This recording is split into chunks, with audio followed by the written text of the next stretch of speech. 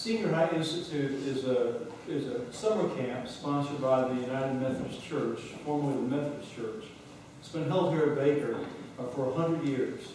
For 100 years, my grandparents went to Senior High Institute when it was held here at Baker just a long time ago.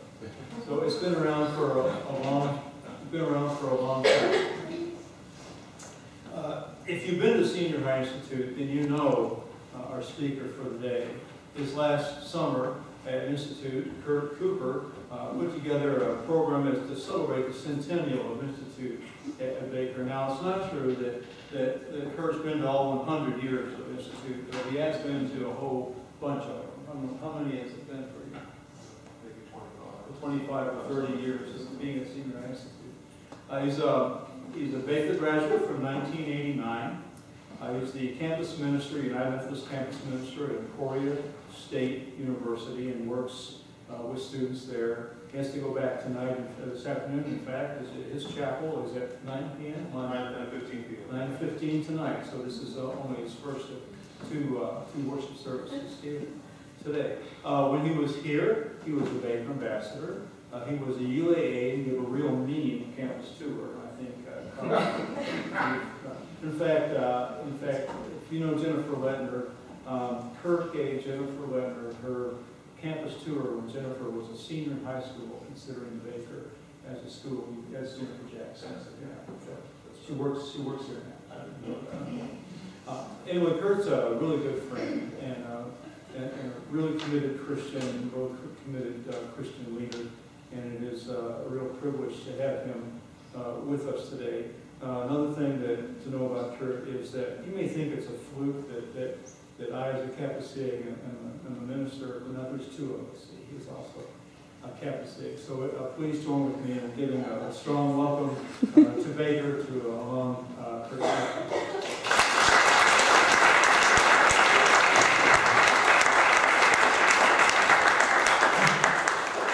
You know, Ira says that it's kind of like when Jesus went back to Nazareth and they said, "Can anything good come out of the Kappa Sigma house?"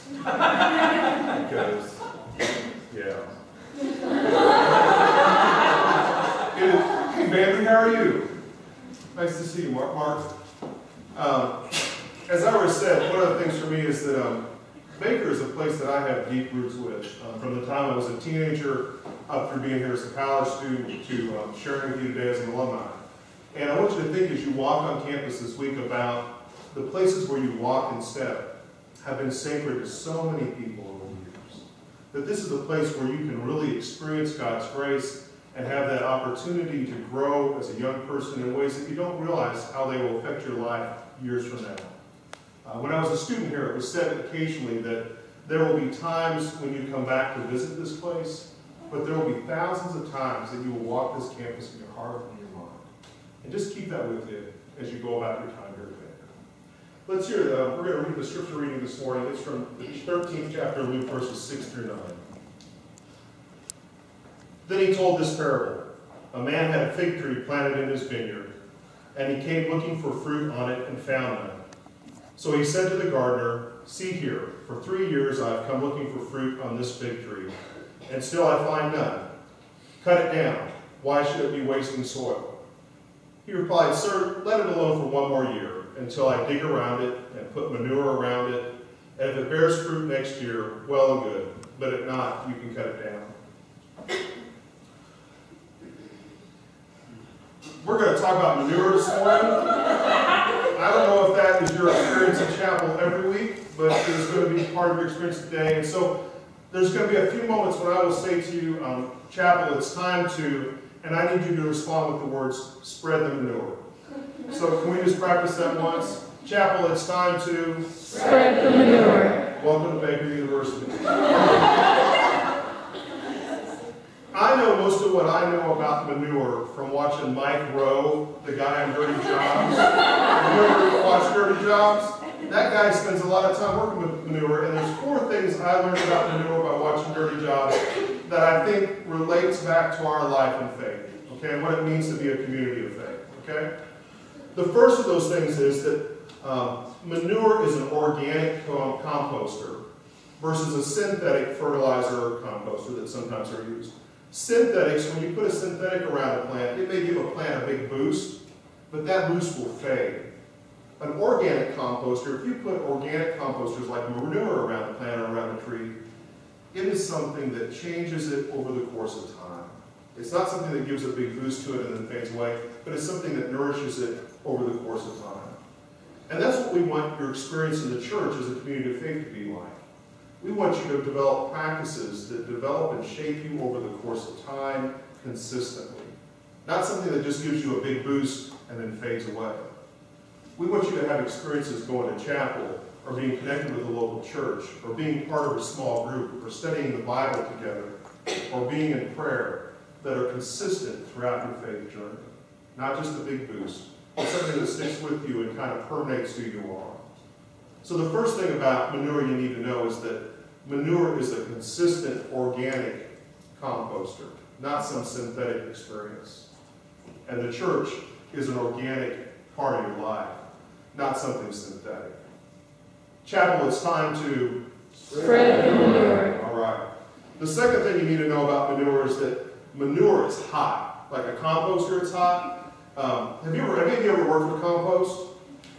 Yeah. And you don't want to put the compost close to your tree because it's hot and it will burn the base of the tree, right? So you spread it out in the area around the tree or around the plant.